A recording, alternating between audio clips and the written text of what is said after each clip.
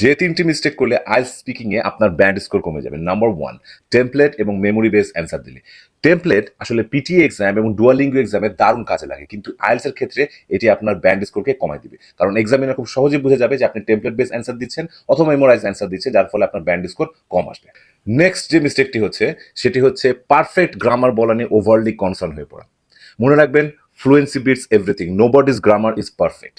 তাই সবসময় খেয়াল রাখবেন আপনার ফ্লুয়েন্সি যেন থাকে, গ্রামার নিয়ে ওভারলি কনসার্ন হওয়ার কোনো দরকার নেই।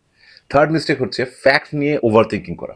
আপনি 2 বছর আগে কক্সবাজারে গিয়েছিলেন, না রাঙামাটিতে গিয়েছিলেন, না আদৌ আপনি জাননি, আপনি পুরো ঘটনাটা যদি কল্পনায় যেয়ে থাকেন এবং কাল্পনিকভাবে অ্যান্সার দিয়ে থাকেন, complete out of your imagination, you will get a higher band. সমস্যা যেটা হয় যে আপনি যখন ফ্যাক্টফুলি অ্যান্সার দিতে চেষ্টা করেন তখন ফ্লুয়েন্সি ব্রেক করে। আর মনে রাখবেন, examiner always looking for your fluency. এবার একটি মজার বিষয় দিয়ে শেষ করি। ধরুন আইএলটিএস পার্ট 2-তে আপনি এমন কোনো কোশ্চেন পেলেন যে সম্পর্কে আপনার কোনো ধারণা নাই।